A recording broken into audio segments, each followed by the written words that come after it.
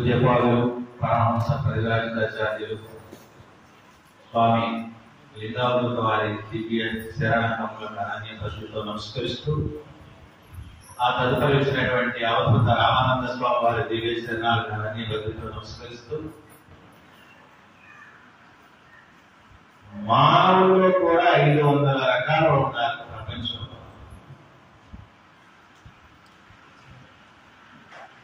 అందులో కూడా కారణ జన్ముడు అని ఉంటారు. ఒక కారణాన్ని నిమిత్తం చేసుకుంటూ జన్మిస్తారు. అదేవిధంగా మన స్వామివారు లింగావధూత వారు కూడా జన్మించిన వెంటనే తల్లిదండ్రుల్ని కోల్పోయాడు. అంటే ఆ తల్లిదండ్రులు కూడా లోక కళ్యాణ నిమిత్తము మాత్రమే వారిని కని వారి తమ స్థానాలకు వెళ్ళారు. ఆడినప్పుడు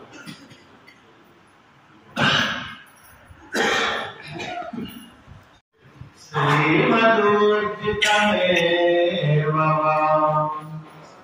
తత్తదేవావగచ్చత్వం మహవేదోంస సంభవం మమ వేదోంస సంభవం యద్విభూతిమత్సత్వం శ్రీమదూర్జితమేవ తత్తదేవావగచ్చత్వం మమ వేదోంస సంభవం అని విభూతి యోగంలో శ్రీకృష్ణ పరమాత్మ అన్నారు. కొంతమంది చరాచర సృష్టికాలుగా జనమంతా కూడా పరమాత్మే కదా.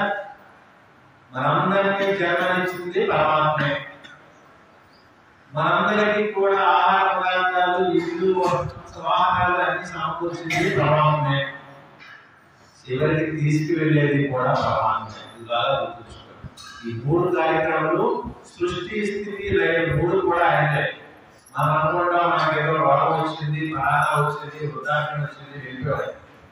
ఏదో ఒక నిమిత్త కాలం చేసి ఆయన తీసుకువెళ్తాడు. అది నిమిత్తం.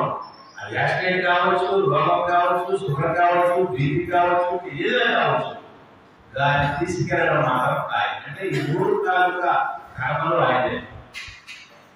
అలాంటప్పుడు భగవంతుడు ఏమి అనుకుంటాడంటే 84 లక్షల రకాల జీవుల్లో ఉత్కృష్టమైన వివేకం ఉన్న, బుద్ధి ఉన్న మానవుడిని ప్రసాదించాడు. మానవుడైనా కనీసం తన స్వరూపాన్ని తెలుసుకుంటాడు, ఆ స్వరూపాన్ని కూడా తెలుసుకుంటాడు ఉద్దేశంతో మాత్రమే మానవుడిని లభించాడు.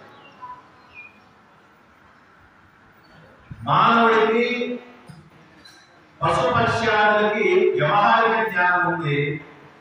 మానవుడికి వ్యవహారిక జ్ఞానంతో పాటు వివేక జ్ఞానం కూడా ఉంది.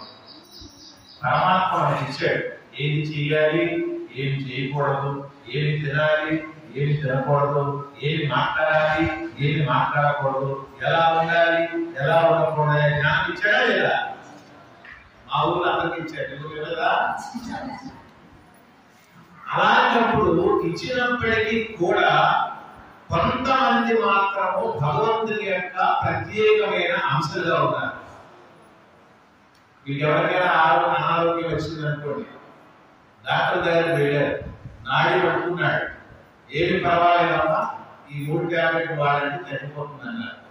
ఆయన చెప్పినట్టే 3 రోజుల్లో ఆ రోగం నయమైంది అనుకోండి. డాక్టర్ గారు మాటలోనే సగం తగ్గుతుంది, ఆయన ఇచ్చిన మందుతో తగ్గుతుంది. వాటిని మనం నమ్ముతామా లేదా? అంటే భగవంతుని యొక్క ప్రత్యేకమైన అంశ డాక్టర్లో. ఒక ఉపాధ్యాయుడు మంచి పాట పాడాడు అనుకోండి, మంచి చదువు చెప్తాడు అనుకోండి పిల్లలకి, ఆ చదువు చెప్తే గుణం వారిలో అద్భుతంగా ఉందంటే భగవంతుని యొక్క ప్రత్యేకమైన అంశ వాళ్ళలో ఉందని. ఒక ఇంజనీర్ బ్రిడ్జి కట్టడం, నెమలి చక్కగా నాట్యం చేస్తుంది అంటే భగవంతుని యొక్క ప్రత్యేకమైన అంశ ఆ నెమలిలో ఉందని. నాట్యమయుడు అంటున్నారా లేదా? గాన కోకిల చక్కగా గానం చేస్తుంది అంటే పరమాత్మ యొక్క ప్రత్యేకమైన అంశ దానిలో.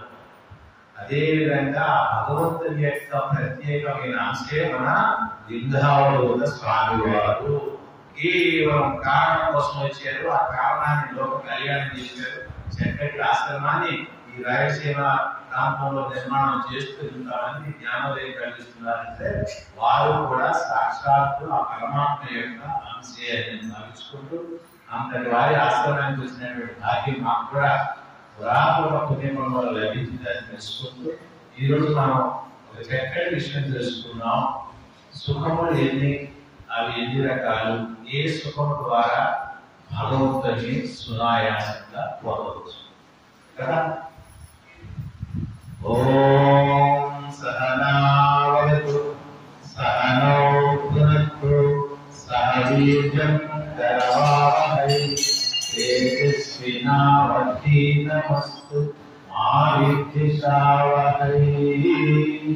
ఓం శాంతి శాంతి శాంతి. కొన్ని ఉపనిషత్ మంత్రాలతో, కొన్ని భగవద్గీత శ్లోకాలతో సందర్భ సాగు